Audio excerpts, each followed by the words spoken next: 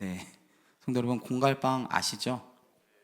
네, 겉은 아주 크게 부풀어 있어서 빵빵한데 막상 안을 열어보면은 텅 비어있는 중국식 과자를 의미합니다. 네, 제가 공갈빵을 처음 본 게 약 20살쯤이었거든요. 빵집에 갔는데 이 다른 빵보다 훨씬 큰 빵이 있는 거예요. 네, 사진 좀 띄워주세요. 네, 네. 저거는 아닌데 인터넷에서 제가 이제 찾은 건데 저런 식이었습니다. 근데 이름이 참 재미있죠. 공갈빵. 자, 저는 이 공갈빵을 보고 두 번 놀랐습니다. 첫 번째는 다른 빵보다 훨씬 큰데 예, 가격이 저렴해서 놀랐고요. 네. 두 번째는 뭐냐면은 아까 보셨죠? 네. 막상 뜯어보니까 안에는 텅 비어 있는 그런 이제 빵이었어요. 야, 겉으로 보기에는 굉장히 크고 풍성해 보였는데 기대하는 너무 다른 실체를 보고 놀랐습니다. 그때 이런 생각이 들었습니다. 이 땅에 살고 있는 사람들 중에서도 이 공갈빵과 같은 인생을 살아가는 사람들이 참 많겠다라고 생각을 했어요. 그러니까 겉으로는 그럴듯하고 번듯해 보이고 부족함이 없어 보이는데 정작 속을 까보면은 텅 비어 있는 사람들이 많이 있겠다라는 생각을 했습니다. 성도 여러분, 사람은 속이 비면 빌수록 오히려 겉을 더 꾸미려고 하고 더 치장하려고 합니다. 스펙을 꾸미고요, 외모를 꾸미고요, 좋은 직업과 좋은 조건을 내세우고 사람들에게 보이는 것을 더 화려하게 만들려고 합니다. 근데 정작 내면은 속이 텅 비어 있는 것이죠. 마치 살아있는 것 같지만 속은 죽어 있는 것처럼, 또 건강해 보이지만 내면은 병든 것처럼 그렇게 텅 빈 마음으로 살아가는 사람들이 참 많이 있습니다. 근데 이것은 인생만의 문제가 아닙니다. 신앙도 마찬가지일 수 있어요. 겉보기에는 멋있습니다. 문제가 없어 보입니다. 예배도 잘 드리고 헌금도 잘 드리고 봉사도 잘하고 신앙생활 잘하는 것 같습니다. 그런데 정작 그 안에 하나님이 없는 신앙이 있을 수 있다는 것이에요. 겉은 신앙인처럼 보이지만 속은 텅 비어있는 신앙생활을 하는 사람들이 생각보다 많다라는 것입니다. 오늘 말씀에 나오는 아모스 선지자는 바로 그런 이스라엘 백성들의 영적 실상을 보여주고 있습니다. 드러내고 있어요. 아모스는 주전 8세기경에 활동했던 선지자입니다. 당시 이스라엘 백성들은 겉으로 보기에는 신앙생활을 잘하는 것처럼 보였어요. 종교적인 행위만 보고 놓으면은 문제가 없고요. 그런데 그러나 하나님이 보실 때 그들의 신앙은 속이 텅 비어 있다는 것이에요. 오늘 우리가 읽은 아모스 5장 5절과 6절의 말씀 우리 다 같이 한번 읽어보도록 하겠습니다. 우리 다 같이 읽도록 하겠습니다. 시작. 베델을 찾지 말며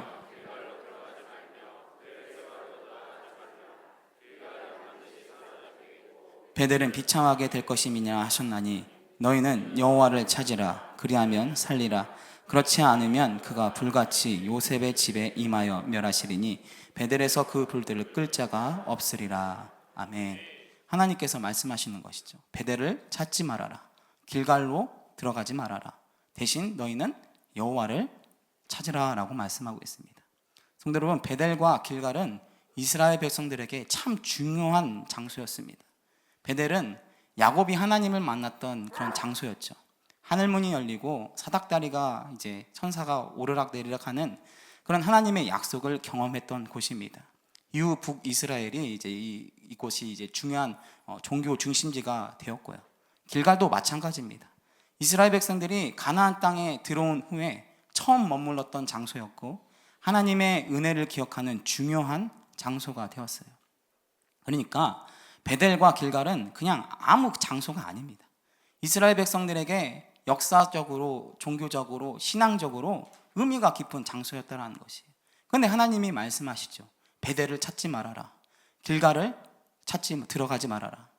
하나님은 왜 그렇게 말씀하셨을까요? 아모스 4장 4절과 5절을 보면은 그 이유가 더 분명하게 드러납니다. 제가 읽어드리겠습니다. 너희는 베델에 가서 범죄하며 길갈에 가서 죄를 더하며 아침마다 너희의 희생을 3일마다 너희 11조를 드리며 누룩 넣은 것을 불살라 수은제로 드리며 낙헌제를 소리내어 선포하려무나. 이스라엘 자손들아, 이것이 너희가 기뻐하는 바니라. 주 여호와의 말씀이니라. 아멘. 지금 베델과 길갈에서 무슨 일이 일어나고 있냐면은 그들이 지금 아침마다 희생제사를 드리고 있다고 합니다.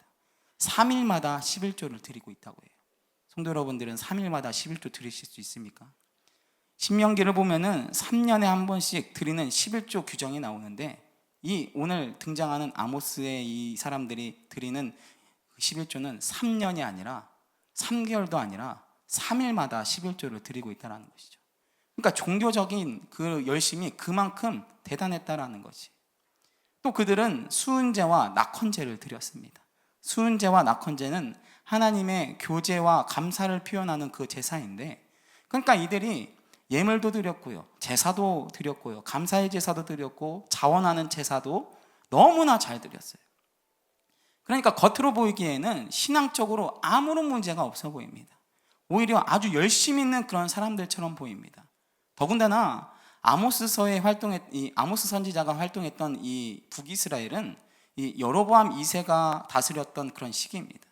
이때는 북이스라엘이 정치적으로나 정치적으로 안정이 되어 있고, 영토도 그만큼 더 확장이 되어 있고, 경제적으로 번영했던 시기였단 말이에요.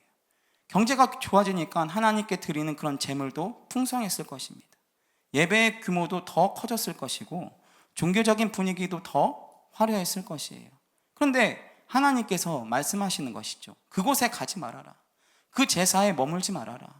너희는 여호와를 찾아라 라고 말씀하시는 것이에요.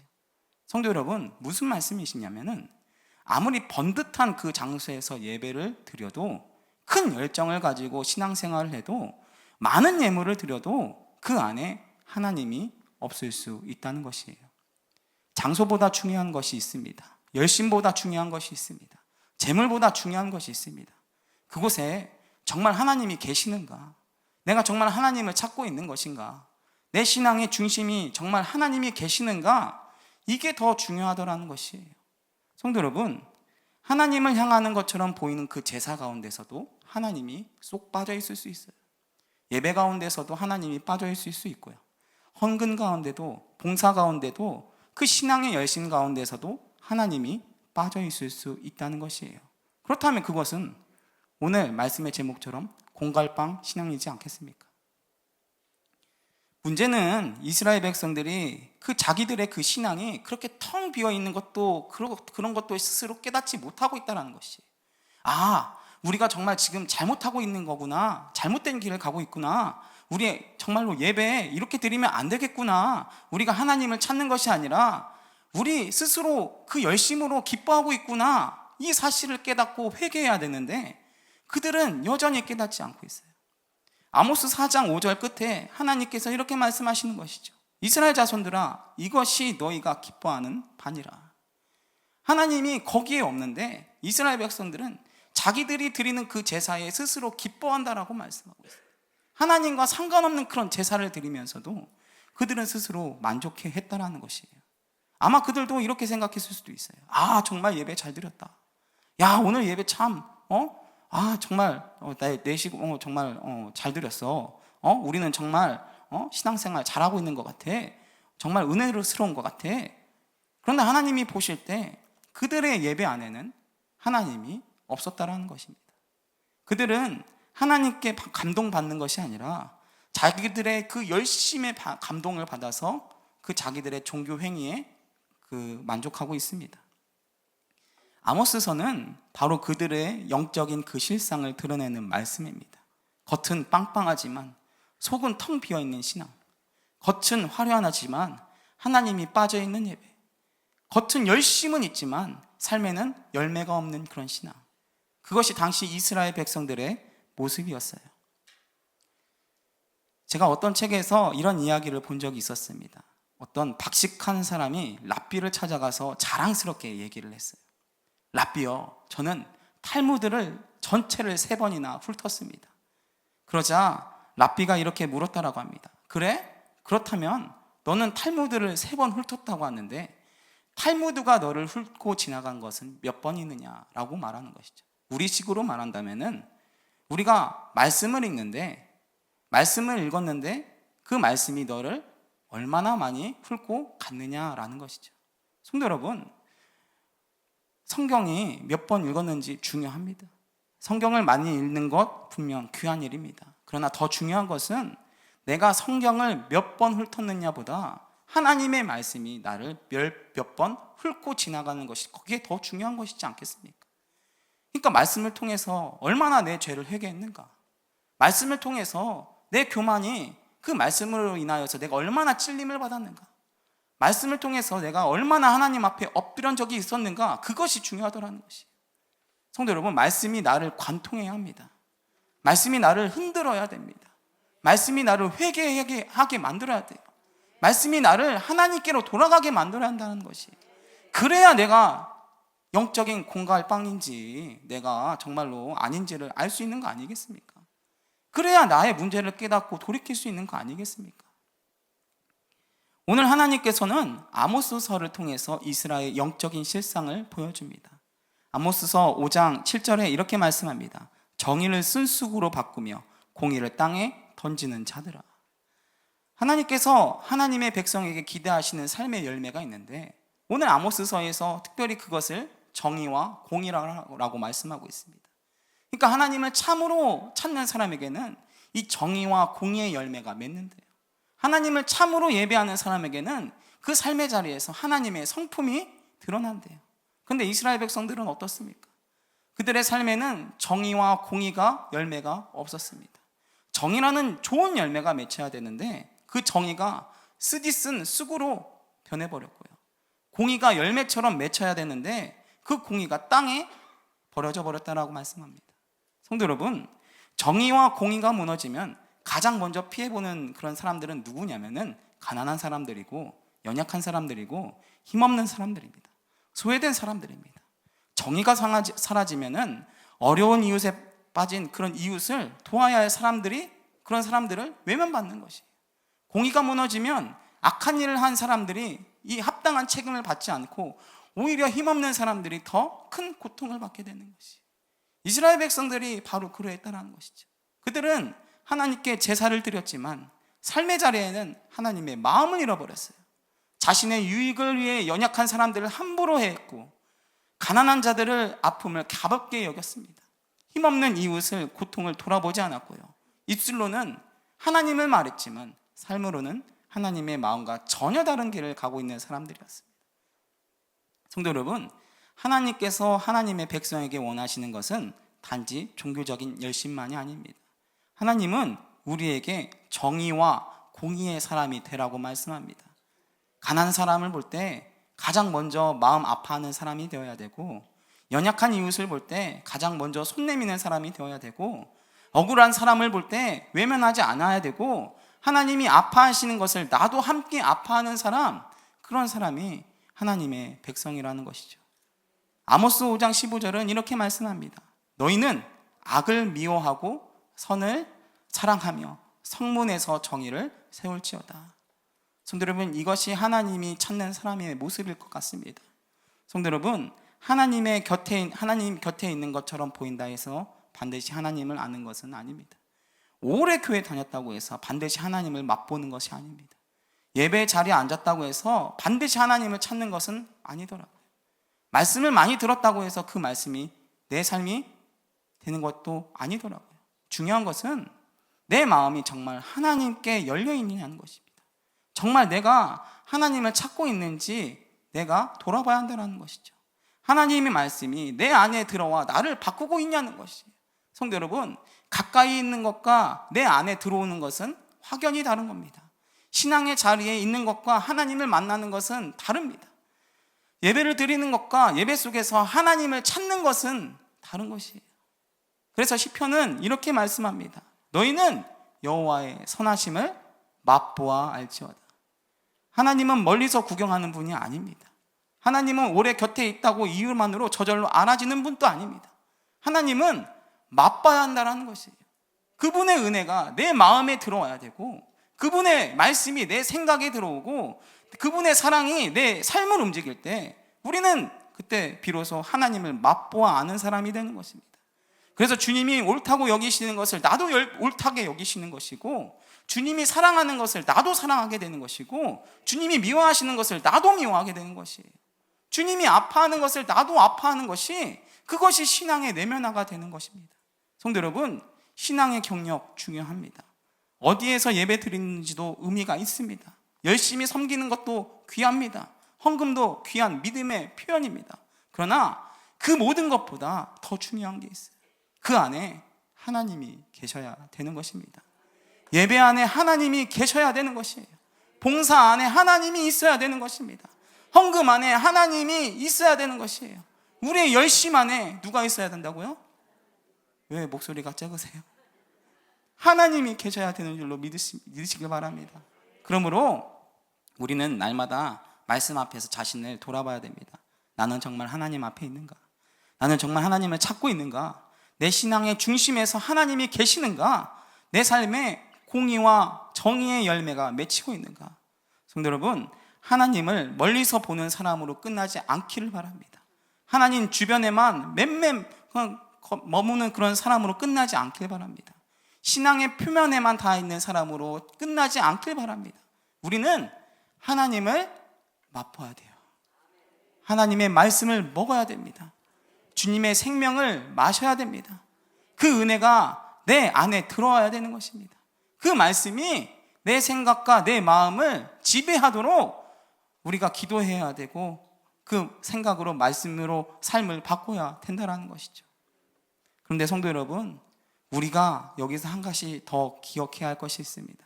이 텅 빈 신앙은 내 스스로 채울 수 없다는 것이에요. 사람이 자기 힘으로 자기 속을 채우려고 하면은 분명 무언가 채워지는 것 같은데도 이상하게 마음은 여전히 비어 있습니다. 그래서 또 다른 겉모양을 만들어내죠. 왜 그러냐면은 사람의 속은 사람의 열심으로 채워지는 것이 아니기 때문입니다. 우리의 속은 오직 하나님으로만 채울 수 있기 때문입니다. 그래서 오늘 이러한 고백이 참 중요합니다. 주님 곁으로 나를 이끌어 주시옵소서. 주님, 내가 내 힘으로 되는 게 아닙니다. 나를 주님께로 이끌어 주시옵소서. 내가 하나님을 다시 찾게 하여 주시옵소서. 예배 자리에서 하나님을 만나게 하여 주시고, 말씀 앞에서 나를 돌이키게 하여 주시고, 삶의 자리에서 하나님의 마음을 따라가게 하여 달라고 오늘 우리가 기도해야 할 줄로 믿습니다. 이것이 오늘 우리의 기도가 되어야 한다는 것입니다. 성도 여러분, 탕자의 비유를 한번 생각해 보세요. 둘째 아들이 아버지의 집을 떠났습니다. 아버지의 품을 떠났어요. 처음에는 자유로워 보였는데, 처음에는 풍성해 보였는데, 처음에는 자기 인생을 마음대로 살 수 있는 것 같았는데 보니까 아무것도 없는 거예요. 그러나 아버지 곁을 떠난 인생의 결론은 무엇이냐면은 허랑방탕이었고 굶주림이었습니다. 돼지가 먹는 쥐염 열매조차 먹지 못하는 그런 아들이었어요. 겉으로는 자유를 얻은 것 같지만 속은 점점 비어져 갔습니다. 그런데 그가 살 길은 어디에 있습니까? 다시 아버지께로 가는 것이에요. 그가 일어나 아버지께로 돌아간다 했을 때 아버지는 멀리서 그를 보고 달려와서 목을 안고 입을 맞추며 제일 좋은 옷으로 맞춰주시고, 좋은 그 가락지로 맞춰주시고, 발에 신을 신기고 살찐 송아지를 잡고 잔치를 열었습니다. 성도 여러분, 이것이 은혜이지 않습니까? 우리가 주님께로 돌아갈 때 주님은 우리를 책망만 하시는 분이 아니라 주님은 우리를 다시 살리시는 분이라는 것이에요. 우리의 텅 빈 이 속을 은혜로 채우시는 분이에요. 죽어있던 영혼을 다시 살아나게 하는 분이심을 믿으시길 바랍니다. 그래서 5장 6절은 이렇게 말씀하지 않습니까? 너희는 누구를 찾으라? 왜 소리가 작으십니까? 다시, 너희는 아멘. 그리하면 뭐 한다고요? 살리라. 성도 여러분, 하나님을 찾으면 삽니다. 주님께로 돌아가면 삽니다. 하나님께 가까이 가면 이 텅 빈 영혼이 다시 살아나는 줄로 믿으시길 바랍니다. 그러므로 오늘 우리가 붙들어야 할 것은 더 화려한 겉모양이 아니라, 더 많은 종교적인 자랑이 아니라, 사람들에게 인정받는 그런 것이 아니라, 오늘 우리가 붙들어야 할 것은 오직 하나님을 붙들어야 할 줄로 믿습니다. 제가 오늘 저녁을 먹었는데 아내께서 만두를 무려 6개나 만들어줬어요. 거기다 오늘 설교한다고 저 소고기 몇 점 해줬어요. 그래서 오늘 생각해보니까 아니 그 겉모양만 빵빵한 그 공갈빵보다 더 좋은 게 뭐가 있을까 생각을 했는데 만두더라고. 만두는 속이 꽉 차잖아요. 이 속이 꽉 찬 것처럼 성도 여러분, 우리 안에 하나님이 꽉 채워지길 바랍니다. 우리 안에 내 속에 내 마음에 하나님이 꽉 채워지면은 하나님은 우리를 다시 살리실 줄로 믿습니다. 성도 여러분, 공갈빵은 겉은 커 보입니다. 보기에는 풍성해 보입니다. 그러나 속이 비어 있기에 이 작은 충격에도 금방 부서지는 것이에요. 신앙도 그래요. 하나님 없는 열심은 오래가지 못하고요. 하나님 없는 예배는 형식만 남고요. 하나님 없는 봉사는 쉽게 지치기 마련입니다. 하나님 없는 그런 헌신은 그냥 자기의 의가 될 뿐이에요. 하나님 없는 신앙은 겉으로는 커 보일 수 있지만 그 작은 시험 앞에도 쉽게 무너진다는 것이죠. 그러나 하나님으로 채워진 사람은 다릅니다. 상황이 흔들려도 쉽게 무너지지 않고, 사람이 알아주지 않아도 낙심하지 않고, 손해를 보아도 상관이 없습니다. 하나님을 선택하는 것이에요. 왜냐하면 그 안에 하나님이 계시기 때문입니다. 하나님께서 오늘 우리에게 원하시는 것은 이것입니다. 너희는 여호와를 찾으라. 베델을 찾지 말고 길갈에 머물지 말고 하나님께 돌아가는 것입니다. 성도 여러분, 혹시 우리의 신앙이 겉으로만 커지고 있지는 않습니까? 혹시 예배는 익숙한데 하나님의 향한 갈망은 식어있지 않습니까? 습관으로 예배드리지는 않습니까? 혹시 봉사는 계속하는데 주님의 마음을 잃어버리지 않았습니까? 말씀은 듣고 있는데 삶의 열매는 맺히지 못하고 있습니까? 오늘 우리가 주님 앞에 다시 기도해야 할 줄로 믿습니다. 주님, 내가 다시 주님께로 이끌어 주시옵소서. 텅 빈 마음을 주님의 은혜로 채워 주시옵소서. 내 안에 하나님을 향한 사랑을 회복시켜 주시옵소서. 내 삶의 정의와 공의의 열매가 맺히게 하여 주시옵소서. 기도해야 할 줄로 믿습니다. 그래서 겉만 신앙인이 아니라 속까지 채워지는 만두 같은 그런 하나님으로 채워지는 그런 신앙인이 되시길 예수님의 이름으로 축원합니다.